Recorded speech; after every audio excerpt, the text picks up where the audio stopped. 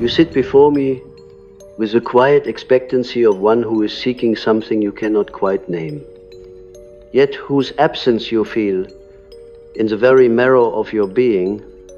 And I tell you this, the thing you are looking for will not be found in the eyes, the words, or the approval of another. That is the first illusion I must ask you to break.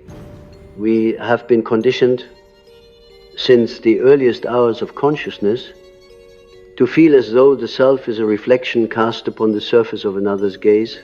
We learned as children to watch our parents' eyes for approval before taking a step, before speaking a word, before allowing ourselves to feel joy.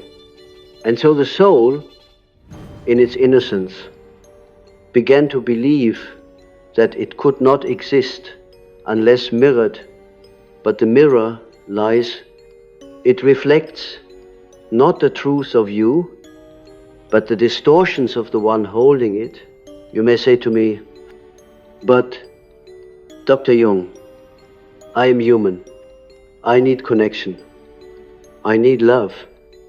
And I will tell you, yes, you do, but love that frees you, not love that binds you, connection that nourishes you, not connection that drains you. What most call love is often nothing more than an unspoken bargain between two unconscious wounds. One wound says, I will give you what you want if you give me what I am too afraid to give myself. And thus begins the dance of dependency. A dance that seems tender, but is in truth a chain, woven of invisible threads of fear, of longing, of the terror of being alone with one's own reflection. It is not arrogance to say, I do not need you to be whole. It is truth. But to live by that truth requires courage, because to stand without leaning is to risk the vertigo of one's own freedom. Most people would rather have the familiar weight of chains than the unfamiliar lightness of wings. For in chains, you know where you stand. In freedom, you must decide for yourself. And self-decision is the most frightening task for the uninitiated soul. I have seen it countless times, the patient who comes to me in despair because a lover has left, because a friend has turned away, because a parent no longer offers the same sheltering warmth. And I have said to them, gently but firmly, it is not their absence that wounds you. It is the part of yourself you gave them to hold, which now you must reclaim. You feel empty because you outsourced your fullness, and now, without their presence, you find the cupboard bare, but it was never truly empty. It was only that you stopped opening the door to yourself. Freedom is not isolation. Freedom is to stand at the center of your own being and say, I will not let the winds of others' moods, opinions, or affections scatter me like leaves in a storm. You can love, yes, but love as the sun loves the earth, giving warmth from its own abundance, not stealing heat from another star. When you learn this, something shifts. You stop asking, do they love me? And begin to ask, am I living in a way that honors the essence I have been entrusted with? I tell you that dependence is not merely an emotional habit, it is an addiction. You wait for the message, the call, the sign of approval. In the same way, an addict waits for the next dose, and like all addictions, it numbs the pain while deepening the wound. You lose yourself not in a single shattering, but in countless tiny surrenders. Each unanswered text that makes you doubt your worth, each absent glance that makes you feel unseen, this is not living. It is reacting. And to live as a mere reaction is to forfeit the very power that makes you human, the power to choose. You have been told that to stop depending is to become cold. But I say to you, it is to become whole. Coldness closes the heart, wholeness opens it. But from a place that is unshakable, when your center is within you, not outside, you can love without fear of loss.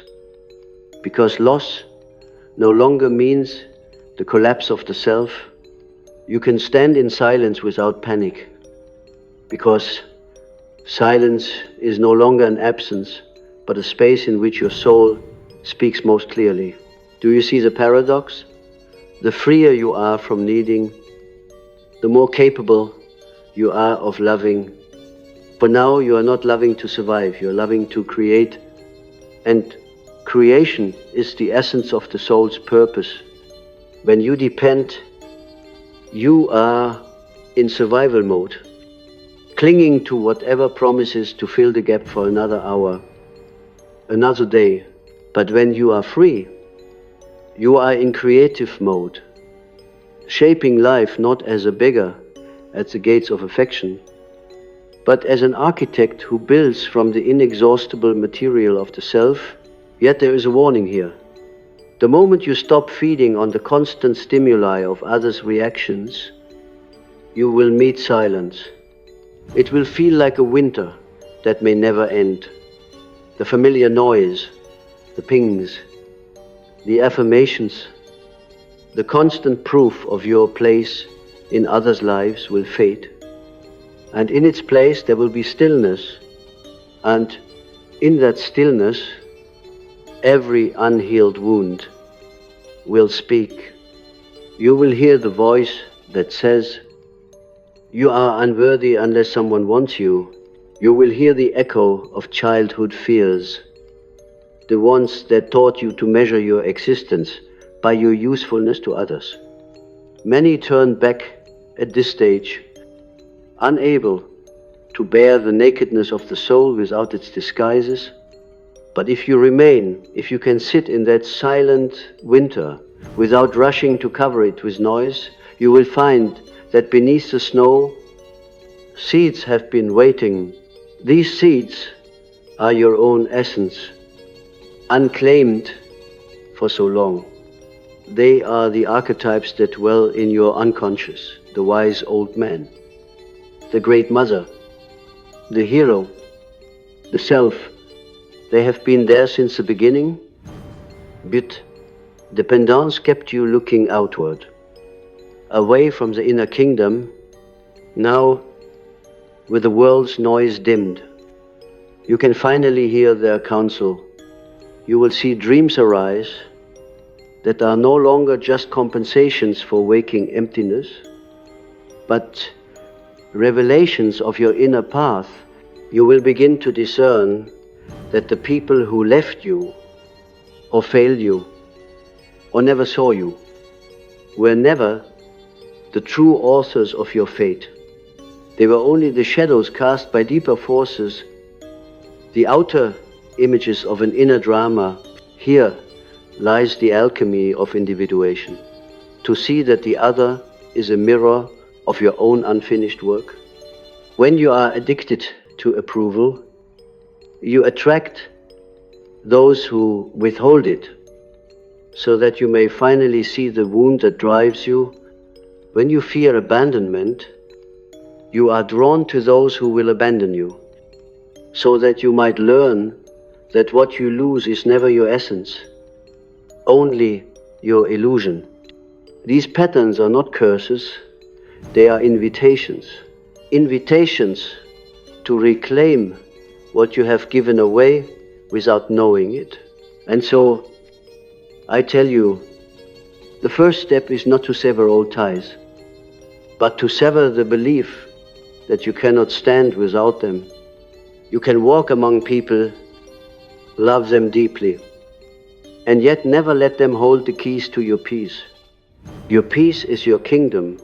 To hand it over is treason against the self, and the self, once betrayed, will haunt you in dreams, in anxieties, in inexplicable weariness, until you return to it. It will not be easy. The old self, the one who survived by pleasing, by bending, by hungering for scraps of attention, will fight to stay alive. You will feel the pull to return to familiar chains, to the sweet poison of being needed, even if it kills you slowly. But each time you choose yourself, each time you stand without leaning, that old self weakens, and one day you will look back and see it, not as a home you left, but as a prison you escaped. When you begin to loosen the chains of dependency, a strange thing happens. At first, you think you are losing people, losing relationships, losing your place in the world. But look closely, you are not losing. You are revealing. You are stripping away the arrangements that were built on fear rather than truth, on survival rather than authenticity. And what remains, though fewer in number, will be the relationships that breathe with life instead of choke with expectation. It is a quiet revolution. This choosing of yourself, there is no applause for it, no parade, no instant reward. In fact, many will resist it, for your independence will unsettle those who have fed on your compliance. They may accuse you of selfishness, of coldness, of having changed. But remember this, they are not grieving you, they are grieving the loss of their power over you. Your stillness breaks their script. They cannot play the same part with you anymore because you have rewritten your role. Do not expect them to understand. The work you are doing is not for them. It is for the self, that deep center, which is older than your name, older than your body, older than your story. The self seeks wholeness, not approval. It does not bargain with truth for the sake of comfort. And so, when you align with it, there will be losses. Yes, but they are the necessary offerings on the altar of transformation. In this work, you will encounter the shadow, that part of you that clings to dependency because it fears what you might become without it. The shadow will whisper, better the pain you know than the uncertainty you do not. It will tempt you back to the familiar cycle of needing and being needed.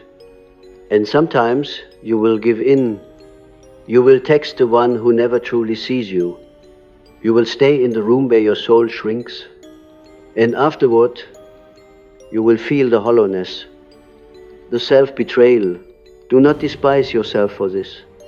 These lapses are part of the work. The shadow cannot be destroyed. It must be integrated. You must learn to sit beside it and say, I see you. I know you are afraid. But we are moving forward. This forward movement is not always a leap. Sometimes it is the smallest of acts, choosing silence over a reactive word, staying present with yourself when the old panic rises, letting a message go unanswered without spiraling into despair. Each of these moments is a thread, and with time they weave a new fabric of being. This fabric is strong, not because it is unbreakable, but because it has been mended in countless places where you once tore apart. Understand that this work will alter your perception of love. What once seemed like love, the fevered longing, the desperate need to be chosen, will reveal itself as hunger. and hunger cannot love. It can only consume. True love, the kind that Jung saw as the meeting of two individuated souls, is born not from need, but from fullness. It is the sharing of two inner worlds, each rich in itself, each capable of standing alone, yet choosing to stand together.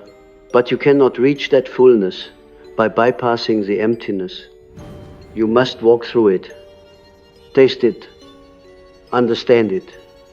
It will feel like standing in a vast desert with no landmarks, no compass. You will want to run in any direction just to find shade. But if you can stay, if you can let your eyes adjust to the glare, you will see that the desert is not empty. It is alive with hidden things. The silence that feels unbearable at first will become the chamber where your own voice grows clear. And in that chamber, you will meet the archetype of the inner guardian. This is the part of you that watches over your boundaries, that decides who may enter and who must be kept out. Many of you have lived without this guardian, throwing the gates wide open to anyone who smiled at you, because you feared that closing them would mean loneliness. But a gate is not only for keeping out, it is for protecting what is sacred. Your energy, your attention, your peace, these are not inexhaustible. To give them without discernment is to deplete yourself, and a depleted soul cannot love freely. The inner guardian will teach you discernment. It will whisper, not every invitation is meant for you. Not every smile hides kindness. Not every hand that reaches for you will hold you. Some will only take. This is not paranoia, it is clarity. And clarity is a form of love. Love for yourself, and by extension, love for others, because only when you are whole can you meet another without the secret agenda of filling your own void. There will be moments when you mistake the quiet of independence for emptiness. You will long for the intensity of the old dramas, the highs and lows that once defined your emotional landscape. But remember, those highs were built on the same foundation as the lows, the unstable ground of external control. When you leave that ground, the emotional weather becomes calmer, steadier, and in that steadiness, you may think you have lost something, but what you have lost is the chaos that kept you from hearing yourself. This is where the deeper work begins, the turning inward, not as an escape, but as a return. You will find old memories surfacing, moments when you learned to equate love with self-abandonment. You will see yourself as a child, bending to fit the needs of others, shrinking so that they might expand, and you will grieve for that child. This grief is not weakness, it is a form of reclamation. Each tear says, I see you now, I will not leave you again. Slowly, you will feel the shift. You will stop asking, do they want me? And start asking, do I want this? You will stop chasing the ones who cannot meet you. And in doing so, you will stop running from yourself. You will feel the strange relief of realizing that you do not have to be everywhere, for everyone, all the time. You can be in one place fully, and it can be enough, and then something remarkable happens. You become magnetic, not because you seek to attract, but because you no longer seek at all. Your calm, your self-possession your lack of hunger, these draw others to you, for they sense the quiet power of someone who does not need them to be whole. And yet, paradoxically, you will be less concerned than ever with who comes and who goes. You will know that those meant to walk beside you will do so without force, without bargaining, without the exhausting dance of proving your worth. This is what it means to feel good, without depending on anyone, not to close yourself off from the world, but to anchor yourself so deeply within that the world's tides cannot sweep you away. It is to live from the inside out, not the outside in. And in that orientation, life becomes less about guarding against loss and more about receiving what is real. When you look closely at the roots of dependency, you will see they reach far deeper than mere habits or conscious choices. They reach into the earliest soil of your psyche, to the time before you could speak, when the language of the soul was formed from sensations, tones, and the unspoken signals of safety or danger. A child learns quickly. If they smile, I am safe. If they turn away, I am in peril. The body records these truths before the mind can question them. And so, many years later, when someone withdraws attention, the nervous system reacts not to the present, but to the echo of those ancient moments. This is why dependency feels like life and death, because once it was, but the adult who still lives by these old laws is like a bird with its wings bound, believing the ground is the only home it will ever know. It is not enough to tell yourself, I should not depend. The old patterns will not dissolve through willpower alone. They must be brought into the light, understood, and rerouted in the deeper ground of the self. Jung knew that transformation requires the courage to descend into the unconscious, to meet the symbols and figures that live there, and to recognize them as parts of yourself. Dependency often hides behind a mask, the mask of the persona.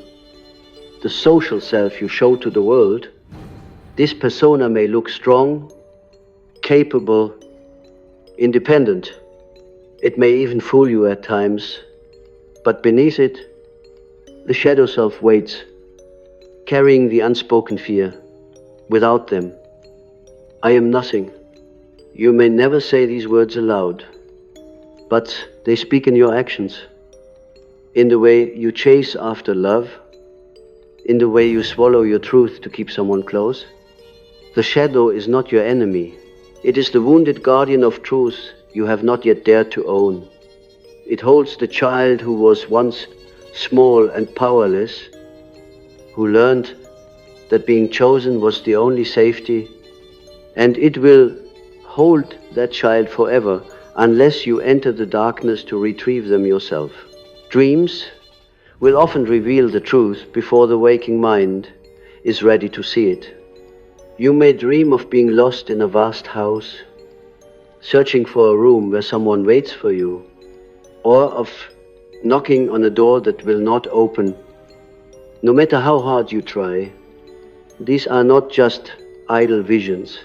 They are the language of the soul, showing you the futility of trying to enter another space while neglecting your own.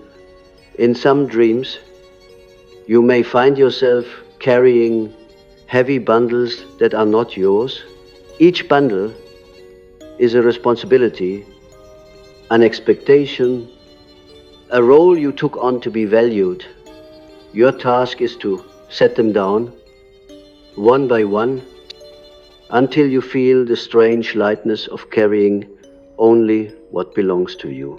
And what belongs to you, your integrity, your truth, your ability to stand in the center of your own being. No one else can give you These, they can inspire you, mirror you, even love you, but they cannot inhabit you. Only you can do that.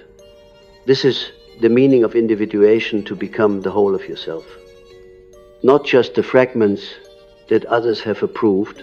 Yet individuation is a lonely path at first. The more you stop leaning, the more you realize how much of your life was built around the illusion of leaning. People who once felt close may drift away because your independence disrupts the unspoken contracts that kept you bound together. There will be temptations to return to the old roles, to soften your boundaries so that you feel needed again, to dim your clarity so that you do not intimidate, but each time you choose to hold your ground, you strengthen the bridge between your conscious self and the deep self that has always known the way.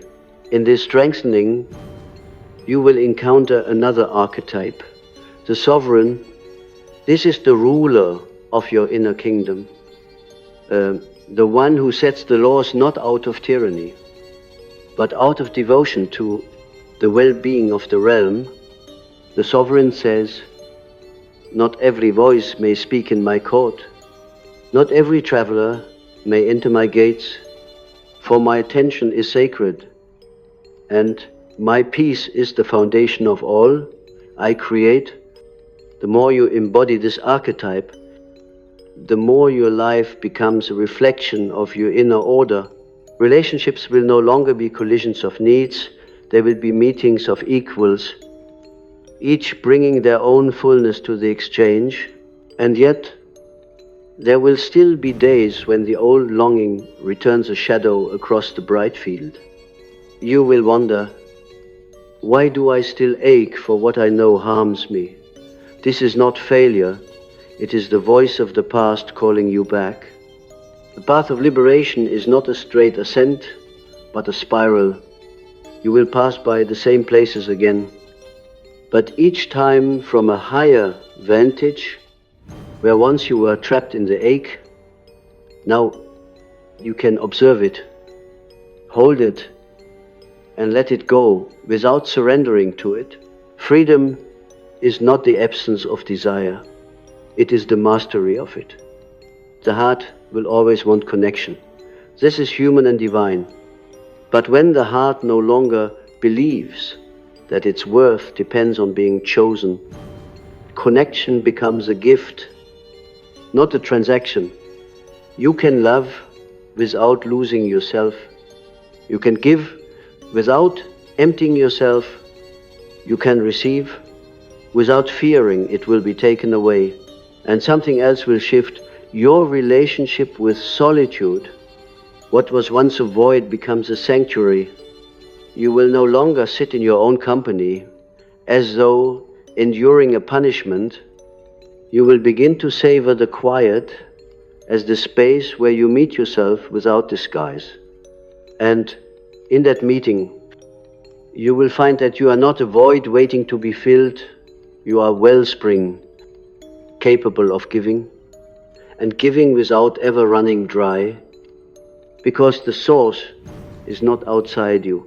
It flows from the center, from the self, from the inexhaustible life that breathes through you. People will notice, they may not know what has changed, but they will feel it in the way you no longer rush to please, in the way you hold silence without apology, in the way your eyes no longer search the room for signs of approval. Some will be drawn to it, longing for the same peace. Others will resist it, for it confronts them with the ways they have not yet claimed themselves. This, too, you must accept. Not everyone will walk this path, and it is not your task to carry them. You walk it for yourself, and in doing so, you light a lantern for anyone ready to follow. When you are no longer bound by the need for validation, you will see the world differently. You will see how much of human behavior is driven by fear of rejection, how many choices are made to avoid being alone. You will see that much of what passes for love is simply the desperate bargain of two people trying to escape themselves. And you will understand, perhaps for the first time, that love is not about escape, it is about presence. And so, your work is not to cut yourself off from others, but to meet them from the wholeness of your own presence, to stand before them without the armor of need or the weapon of manipulation, to say, I am here because I choose to be, not because I cannot bear to be elsewhere. This is the kind of love that does not imprison, but liberates, the kind that Jung saw as a meeting of two souls walking side by side, each keeping their own center, yet sharing the path. There comes a moment when the entire architecture of your dependency collapses, not with a grand explosion, but with a quiet inevitability. You no longer ask for permission to keep your own soul intact. You no longer rehearse the words that might win back their favor. You stand, not in defiance, but in a stillness so complete that even the echoes of old hunger fade into the background. And in that stillness, you see that the person you were trying to please never held the keys to your liberation, they only held the reflection you once mistook for yourself. In that moment, you realize how much of your life has been shaped around avoiding certain feelings, the emptiness of being unseen, the chill of being forgotten, the sting of being misunderstood. These were the ghosts you ran from, the shadows you thought could devour you. But when you turn to face them, they dissolve into their true forms, not monsters. But neglected aspects of your own being, waiting patiently for your recognition, you gather them one by one, not to feed them with external attention, but to fold them back into the wholeness of yourself. And here is the paradox that humbles even the proudest spirit. When you no longer fear being alone, you no longer are, the world opens to you in a new way. Relationships blossom not because you cling to them, but because you release them from the burden of carrying your worth. You begin to notice the subtle, quiet bonds that were invisible before, the way a tree offers shade without asking for thanks, the way the morning light touches your face without needing you to be anyone but yourself. This is the love that was always here, hidden beneath the noise of your craving. But even in this new freedom, life will test you. There will be people who attempt to draw you back into the old dance, who sense your clarity and try to cloud it with their chaos. They may dress their demands in the language of care. If you loved me, you would, but you will know now that love measured by compliance is not love at all. It is control in disguise. You will learn to hear these calls for what they are, invitations to abandon yourself, and each time you decline, your sovereignty grows stronger. Sovereignty is not about ruling over others, it is about ruling over the kingdom within. It is the calm authority that comes from knowing you are responsible for your own emotional climate. The winds outside may howl, the seas may rise, but within your walls there is order. This does not mean you never feel pain, never grieve, never rage. It means that these storms pass through you without uprooting your foundation. You have learned that no matter what is taken, your center remains, and so you walk differently. Your steps are not hurried. You do not reach for what passes by. You do not run after What leaves? You move through the world like a river moves toward the sea, with a certainty that needs no witness. Others will feel it in your presence, this rare, quiet power, and some will call it strength, others mystery, but you will know it simply as the return home. From here, connection becomes something altogether new. You give not because you hope to be filled, but because you overflow. You receive not because you are starving, but because you honor the gift. And when it is time to part, you do so without bitterness, knowing that nothing real can be lost and nothing false is worth keeping. This is the freedom that so many fear, for it removes the very games upon which much of human interaction depends.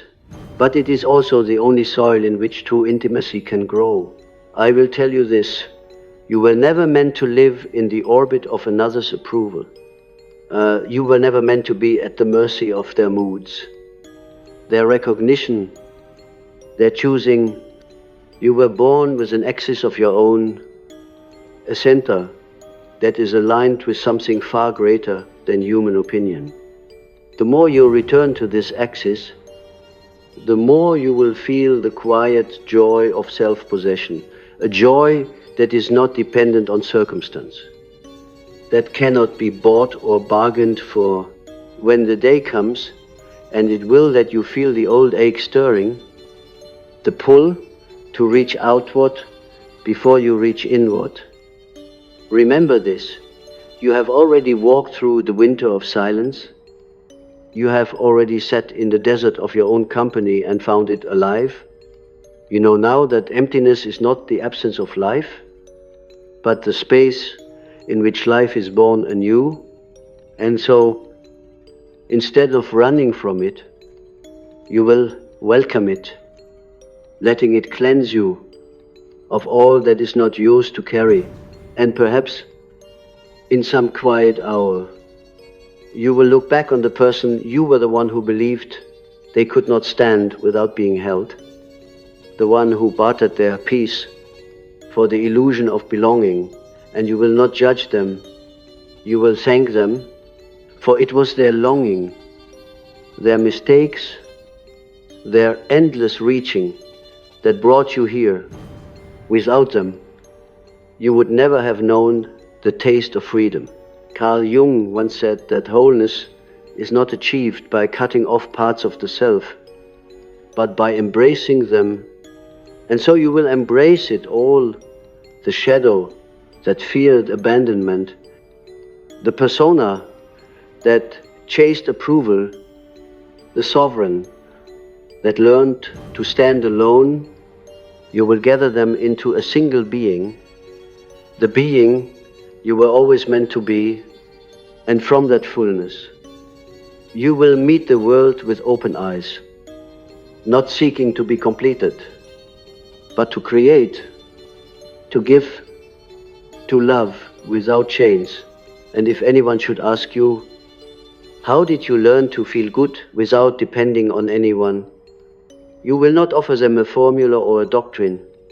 You will smile, and perhaps you will say, I stopped trying to be everything for everyone, and I started being holy myself.